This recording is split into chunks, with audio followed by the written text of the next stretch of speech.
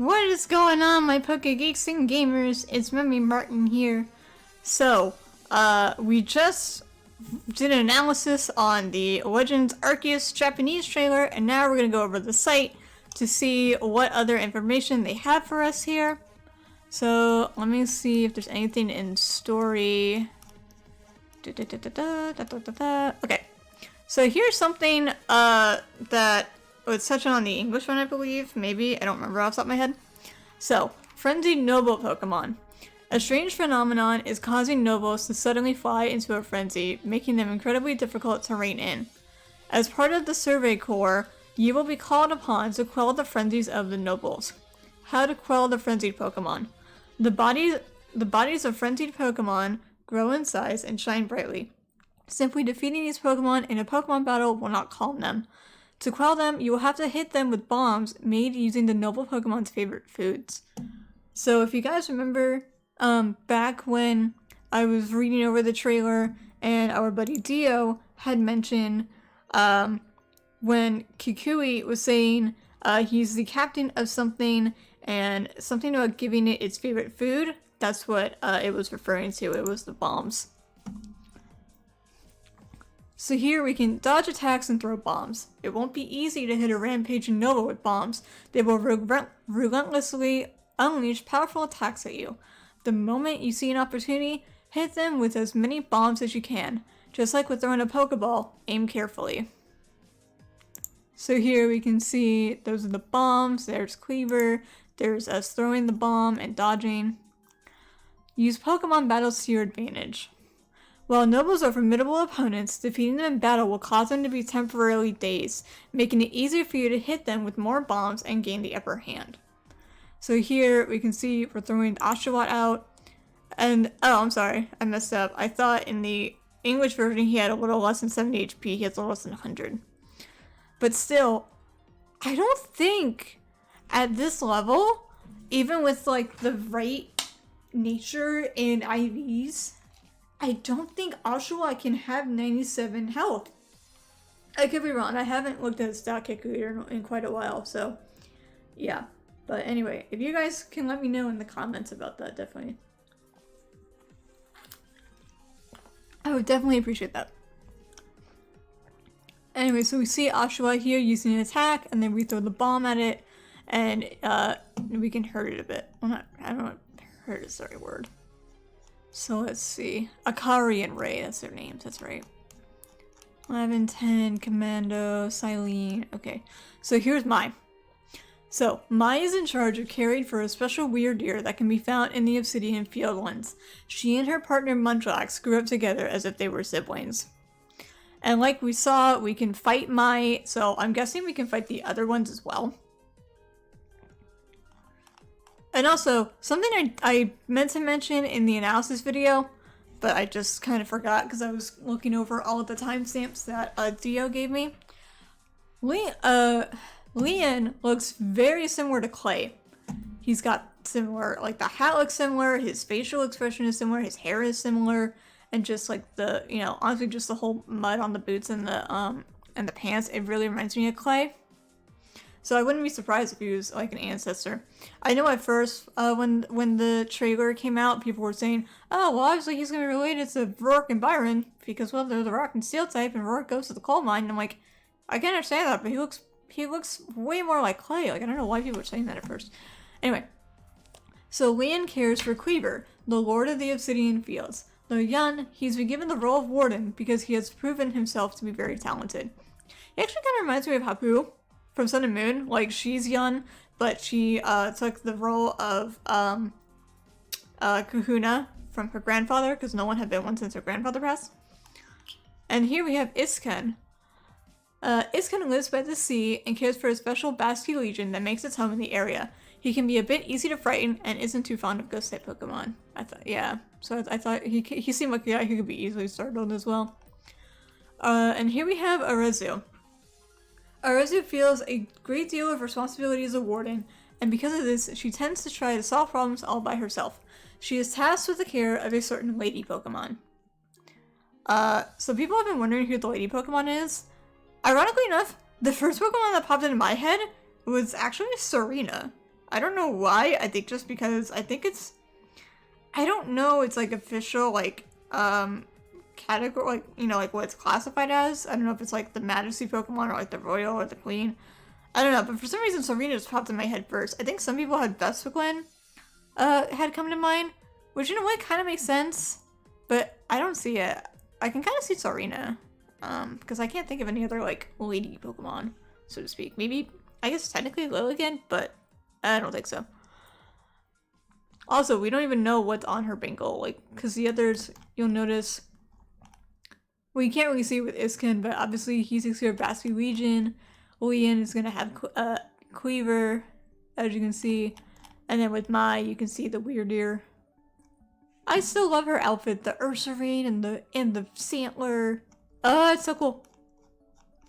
Hers is like my favorite outfit, not gonna lie. Alright. So we already know about this. Him and Rowan. Okay. Let's go into Pokemon. We know about the Pokemon, we know about this. Okay, let's go into Kleavor. Because I don't think there's anything else in this. I'll check out the gameplay one after, just to make sure. Come on. Why is it not? There we go. Alright, Kleavor. The Axe Pokemon Bug Rock type, 5'11", 196.2 pounds.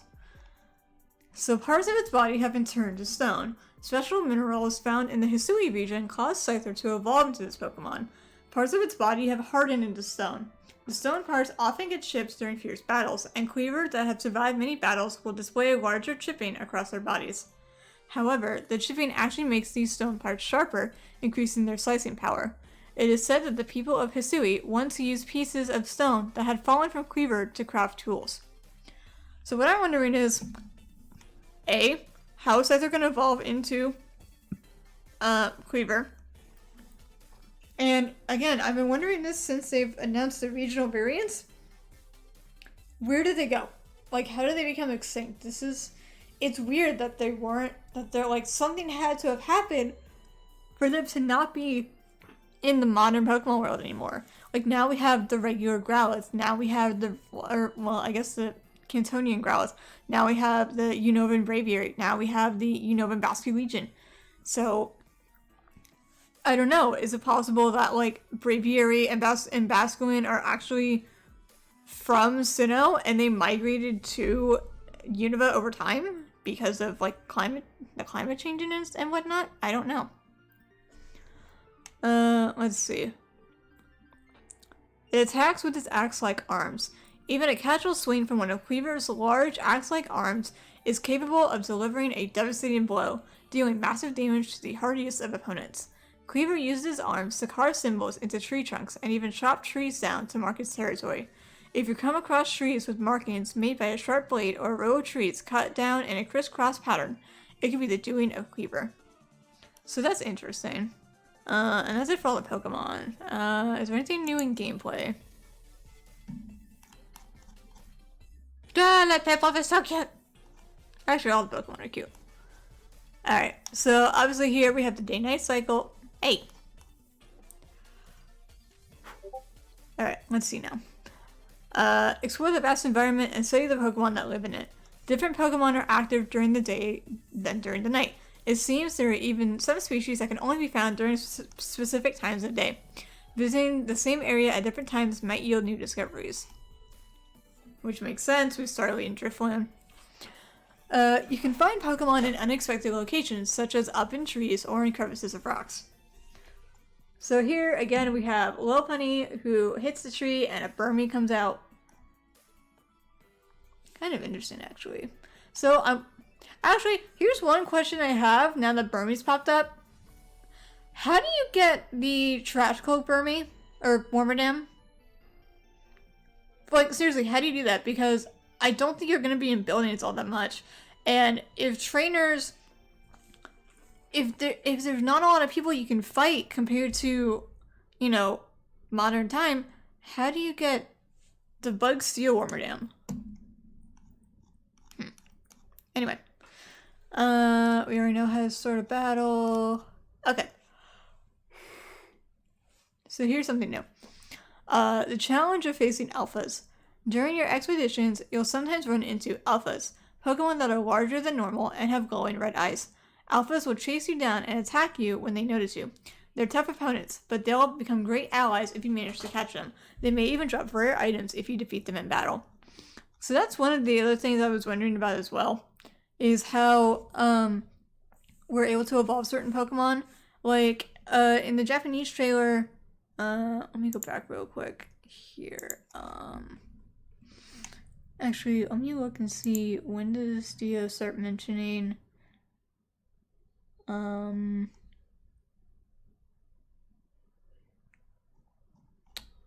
the daycare? When does he mention it? 128. That's actually pretty close. Okay, so if we go here, and okay, so if we look here at the box, obviously we're in number 2 and none of the swords are in here. First off, that's a bit weird. Second, notice there's an Onix, an Abra, and a Geodude in here. So they only evolve through evolution. Onix evolves with the metal coat being held, and these two evolve via trade.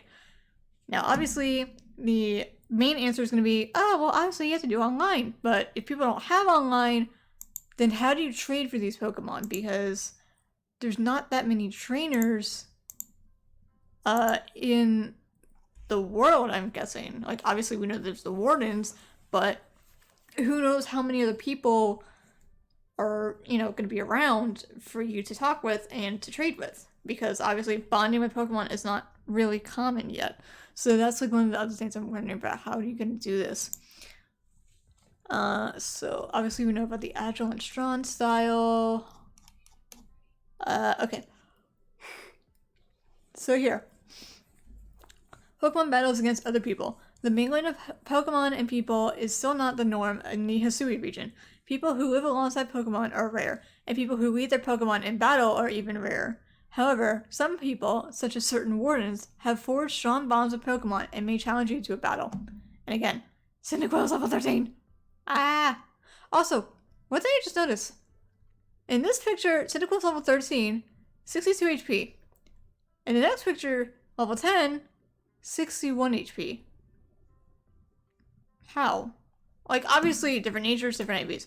But, again, I don't think you can get that high HP at those levels yet. And especially with a Cyndaquil. Like, Cyndaquil, I think he's kind of like a glass cannon, if I remember. I haven't used a Cyndaquil in quite a while. I usually use Totodile when I go through Johto. But, yeah, he's kind of, like, obviously, you know, water types are known to be bulky. Fire types, not so much. It kind of depends on the Pokemon. But Cyndaquil, I think he's more of like a fast, physical attacker who really can't stay in the battle that long, right? So for him to have that much HP this early in the game, it's just, I don't know. Okay, we know about the base camp. Okay. Alright, riding Pokemon across untamed landscapes. So during your adventure, you'll receive a Celestica flute. You can ride the flute to summon special Pokemon that will let you ride them. Riding these Pokemon on land, across water, or even through the skies will help you more fully explore the Hisui region. So here we have Weirdeer. Weirdeer has powerful, sturdy legs, and riding it will allow you to gallop across the land at great speed.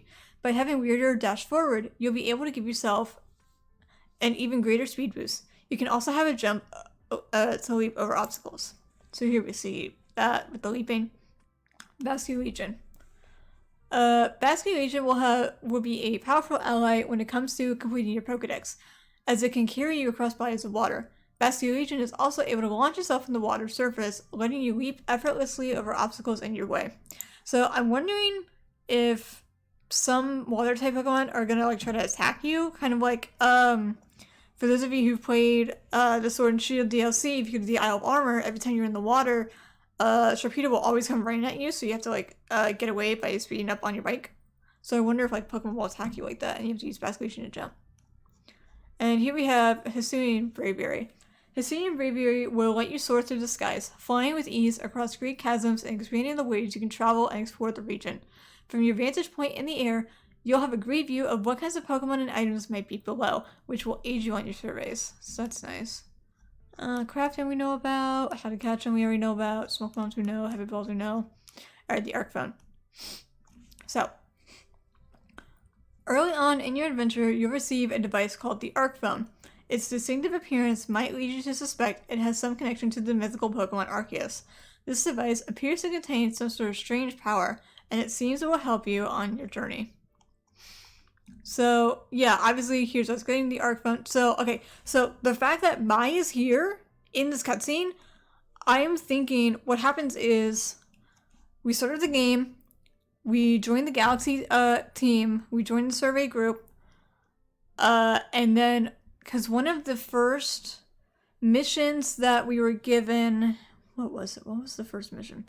Because it's not the Frenzy of the Lord of the Woods. That's a different mission.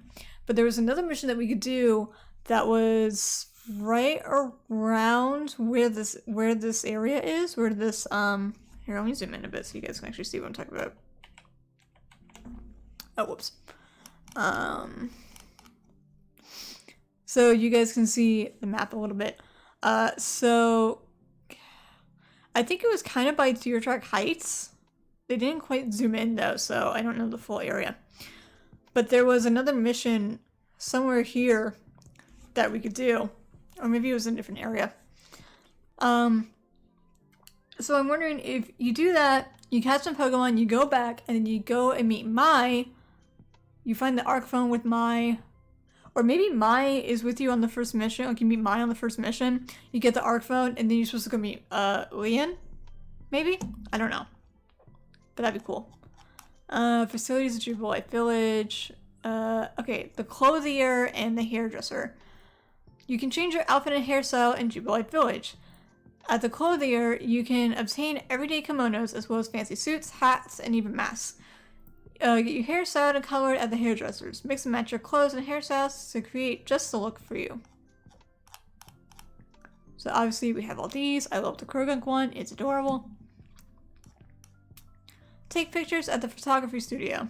The photography studio is where you can take pictures with your Pokemon. Change the background and the look of the photo. Strike different poses and make different faces. Even the same Pokemon can produce wildly different photos, depending on your creativity. So I'm wondering if you can also, like obviously we can change our pose. I'm wondering if we could also change the Pokemon's pose. Because here, as you can see, we've got the full list of expressions. And like Dio said, we have arms folded, we have the hands behind the back, one arm out, arms open high, arms open low, and obviously we have another list of options here. So here we have us with Empoleon. I think that's one arm out from the looks of it. Or maybe that's one arm out, I don't know. There's a thumbs up one, and there's us sitting with Roserade, and that's adorable. Alright, the general store and the craft works. Let's see. If you use up all your items on a previous excursion, you can replenish your supplies at the general store or make more items via crafting. You can also buy new crafting recipes and materials from the Craftworks. So this looks like the general store, and this looks like the Craftworks. So that's interesting. And then leave your Pokemon you caught at pastures. You'll need to catch lots of Pokemon to complete your Pokedex, but you can only take 6 Pokemon with you at a time in your party. Choose the right Pokemon for each mission before heading out on your surveys, and leave the rest of your Pokemon at the pastures. So I'm wondering if this is similar to the modern daycare, and by modern I mean like as of Gen 7, where your Pokemon don't level up anymore, but they're for breeding. Obviously, I'm not counting Let's Go, because Let's Go is different mechanics. I'm talking Alola and Galar. That's when that became the norm, and then that's it. Okay. So that looks like to be everything from the site.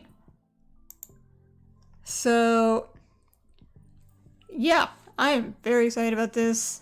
I'm wondering if like how many Pokemon will show up in the pasture, and like obviously we know the limit. So I'm wondering about that. And if we can see them like interacting with each other, kind of like in the Pokemon camp. But anyway, yeah, that is it for me. Let me guys know what... Let me know what you guys think in the comments, what you're most excited about with this game. With that, peace and love. I'll catch you next time.